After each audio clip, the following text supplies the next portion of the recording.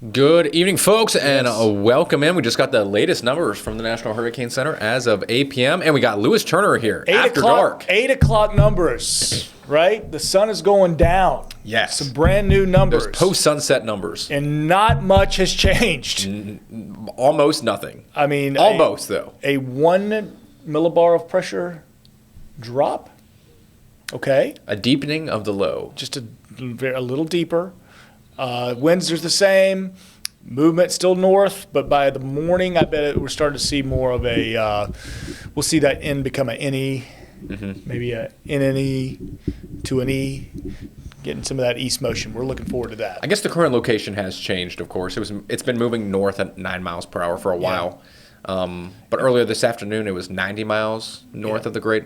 What is that? Abaco? Abaco. And, the Abaco is kind of those out islands of the Bahamas. By the way, great vacation spot, and it's just a little puddle jump over.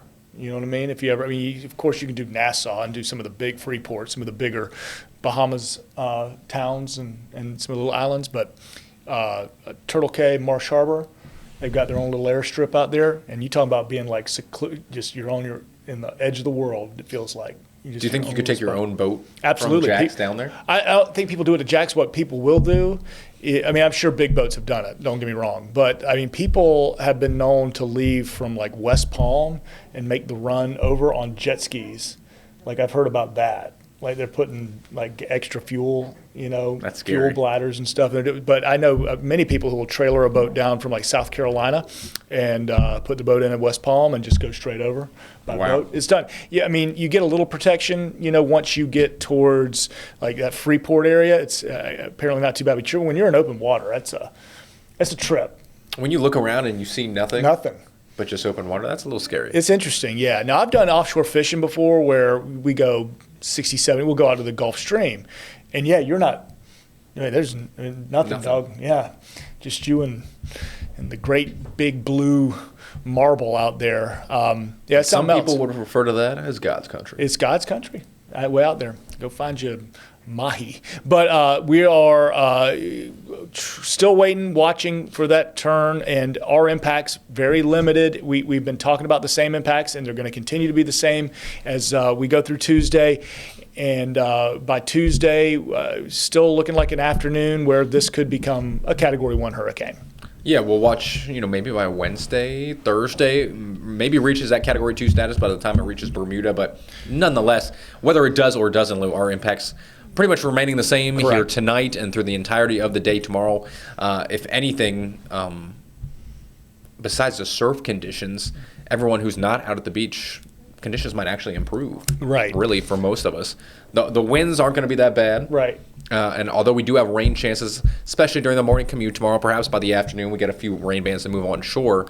I would think throughout the day tomorrow, rain chances should begin to decrease overall. Because it's going to pick up speed, right? Yeah. So once it gets caught up in these steering currents and you're like truly in the influence of Jet A and Humberto B kind of pulling, you're going to haul butt. So, I mean, that cone kind of illustrates that because but look at Tuesday afternoon compared to Wednesday morning and, of course, Wednesday afternoon. So we're going out, 12 hours time, and that thing has moved a good bit of space, Yeah. So it's gonna really boogie. So by Wednesday, actually looking like probably our best day of the week before what's next is coming, which we get the nor'easter setup again. Massive clouds though. I mean, obviously Humberto's your kind of centerpiece of this graphic because of just how powerful it is and its influence. But I mean, look at Imelda, and between the front, kind of just jostling those clouds up to. I mean, that cloud field reaches southern Maine, Portland, Maine. Yeah, that's Acadia. amazing. That's amazing. So those clouds that our friends in Maine are seeing from the tropics, from a storm just north of the Bahamas. Amazing. Now, obviously, the impacts aren't. They're not feeling anything like that. That's secluded to this kind of area that we're seeing. A little bowling ball look. We'll be nowhere near tropical storm force winds.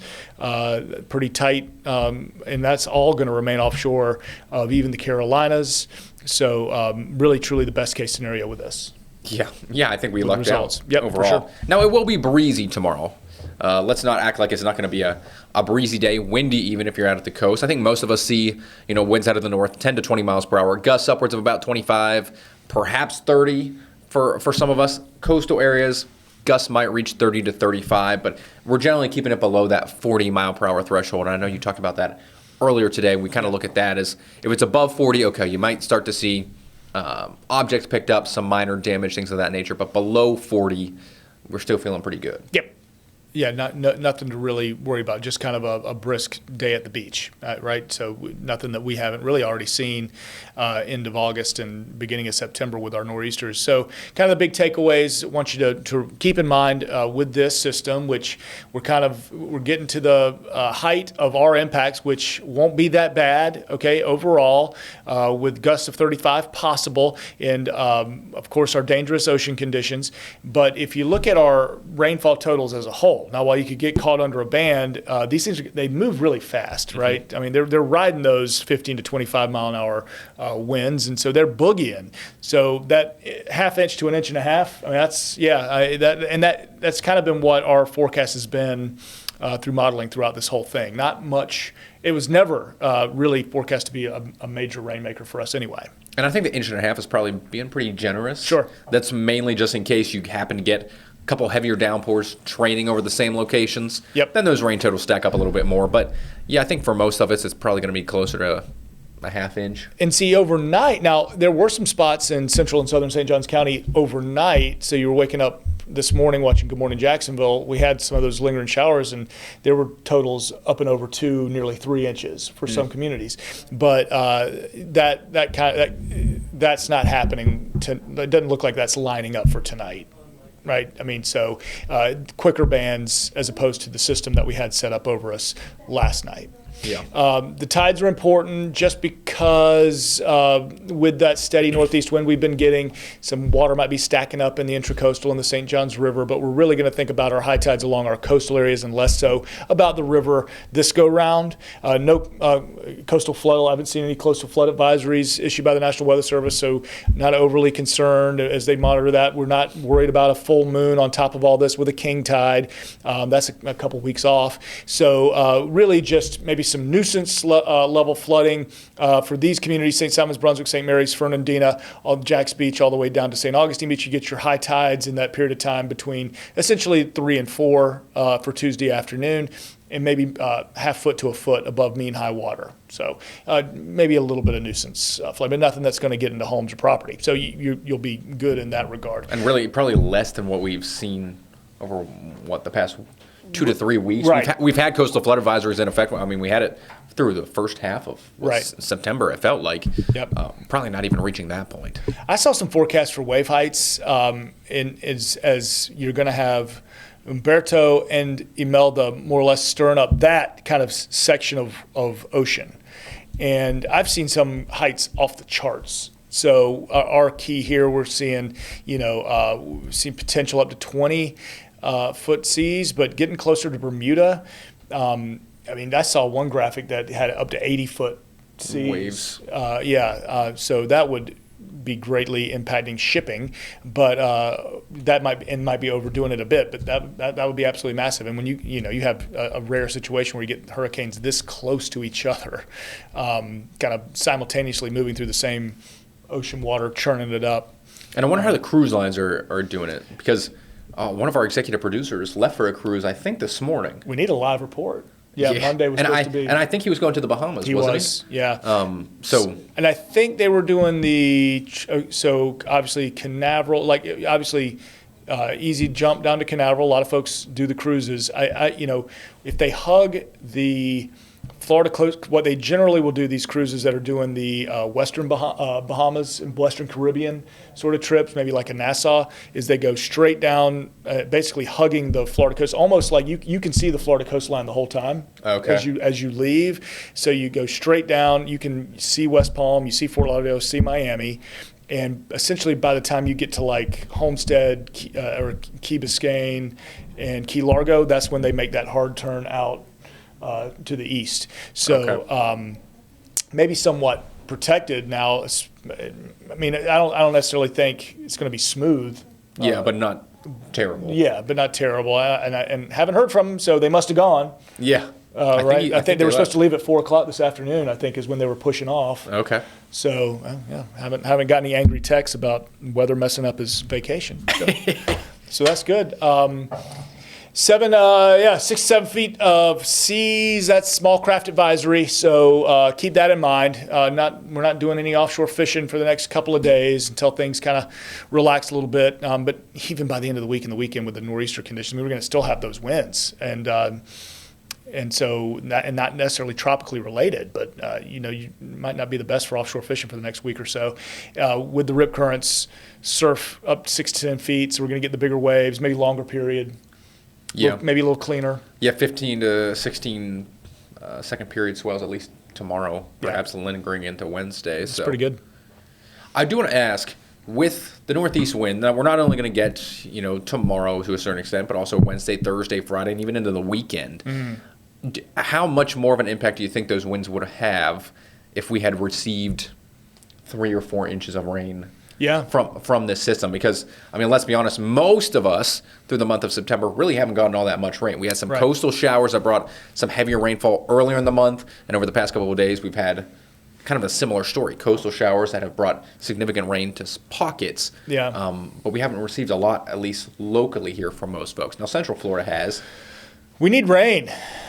I mean, we need to catch up. That was a long-winded question. No, but I certainly think, if you're getting to that 3-4 inch range with those strong northeast winds, I mean, you're talking about the potential for the localized pockets of flash flooding, which was kind of what, even Saturday night, as we knew this was turning and knew it wasn't going to be making any direct landfall on the East Coast. My concern was, okay, so maybe we get one of these bands that train up, and it's just kind of a couple of hours worth of steady rain over a very localized area. Yeah. And we see that with nor'easters too. That was my concern with the 3, 4, 5 inches in a single spot. But averaged out over the entire area, even at when we were seeing our worst potential impacts, our rainfall forecast never got up and over 2 inches. Averaged out over the whole area. So that was kind of a stretch there. Now, with all the northeast winds we've had, we get an event that suddenly drops 10 inches to a foot of rain on us. Now we've had so much water, we'd talk about some pretty big issues. But high surf advisory, as Ross just mentioned, we got those big waves on the way. Current winds tonight. It's just it's a breezy night at the beach. If you've got outdoor plans or you just want to take a little walk out along the coast tonight, you breezy, but nothing that's blowing the hat off your head or causing too many major issues. And as far as rainfall goes, I'm not overly impressed with any banding that's coming on shore right now. Yeah, and I think, like I said, I anticipate that to improve with regards to our rain chances, just because although it's still moving north right now, it's very, very soon going to begin to get pulled more to the northeast and eventually eastward by the upper level flow and Humberto. And we're going to have just drier air start to move its way in over the first coast and over northeast Florida here. So we'll watch for some shallow coastal showers, of course, through the rest of tonight and through tomorrow. But yeah, you're not seeing any real. Nope, nothing impressive. Nothing that packed a punch. I keep thinking of my drive home last night, and I was like, those were not fun. Now, they didn't have any lightning in them. Right. They weren't thunderstorms or anything, just truly tropical-like moisture moving on shore. Yep. So the heaviest of those showers, about 50, 60 miles offshore. Other than that, just these tiny little popcorn showers trying to come in. But that's going to, overnight, looks like going to stay mainly to our south.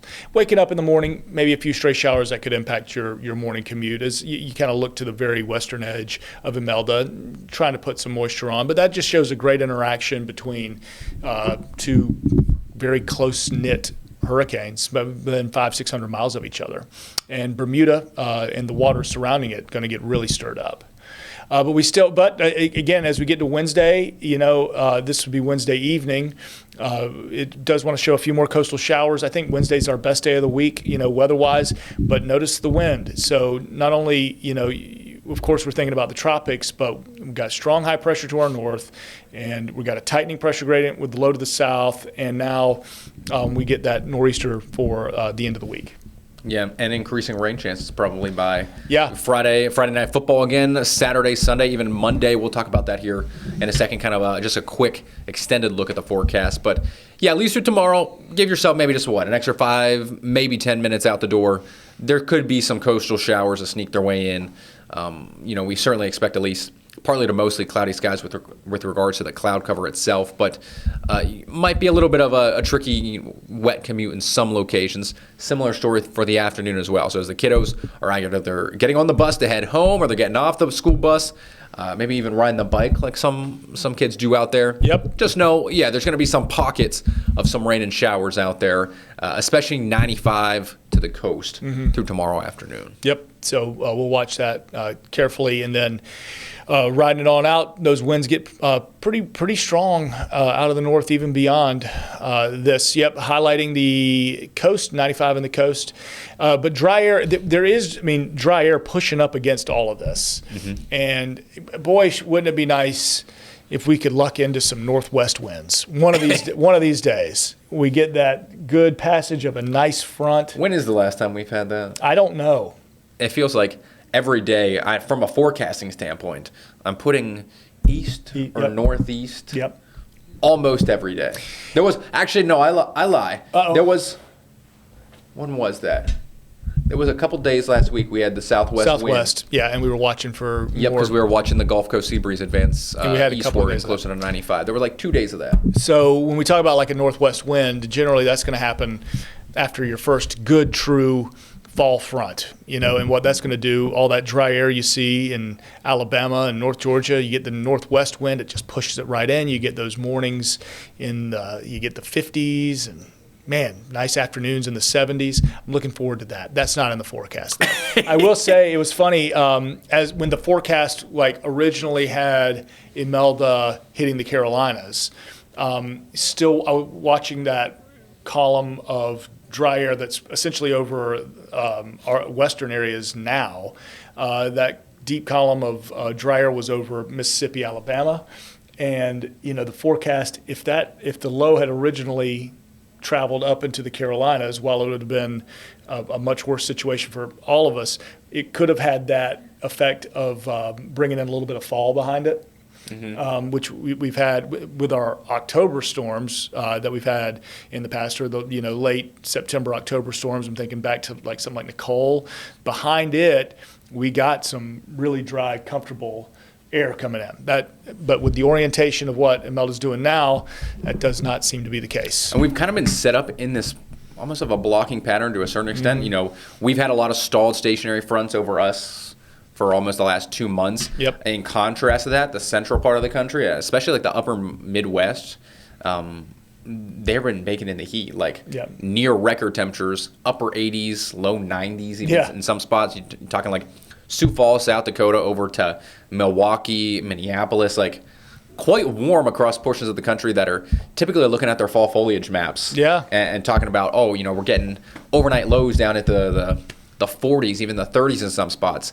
Almost a complete 180 of that for a lot of those folks. They're almost getting a second or third summer. Yeah. And a lot of that's just due to the atmosphere is really not advancing things along too much. I was looking at the Pacific Northwest later in the forecast period. Maybe some snow. Oh, maybe some snow for the Cascades. I've got Colorado has received their first snow. Okay. Yes, I forget where that was at exactly. Obviously, somewhere in the Rockies. Yep. But the Rockies, man, how nice. Maybe Estes National Park. Okay.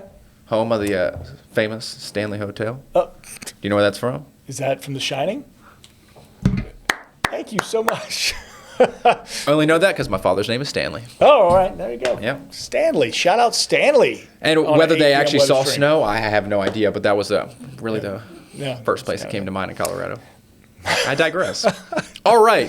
The moisture pumps back in. So we get teased with the dry air, but by Friday, Saturday, Sunday, that moisture pumps back in. We get precipitable water values in that near 2-inch range, and rain chances out there. I updated this. I didn't mean for this to be in there, but we got the next name on the list would be Jerry and Karen. Yeah. God love Jerry and Karen because I had an Uncle Jerry and an Aunt Karen.